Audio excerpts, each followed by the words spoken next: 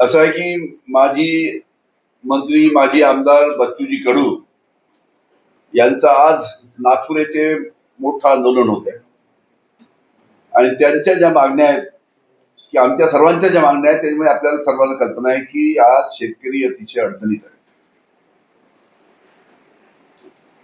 अंदाजे 1 वर्षापूर्वी जेव्हा विधानसभेच्या निवडणुका चालू होत्या त्या निवडणुकीमध्ये प्रचार करताना भारतीय जनता पार्टीचे नेते देवेंद्र फडणवीस यांनी महाराष्ट्रातील शेतकऱ्यांना आश्वासन दिलं होतं की आमचं जर सरकार महाराष्ट्रामध्ये आलं तर आम्ही महाराष्ट्राच्या शेतकऱ्याची कर्जमाफी करू, त्यांचा 7/12 कोरा करू, 7/12 कोरा करू, 7/12 कोरा करू असं 3दा ठासून सांगितलं. आज महाराष्ट्रामध्ये भारतीय जनता पार्टीचं सरकार आहे. देवेंद्र फडणवीस साहेबच स्वतः मुख्यमंत्री आहेत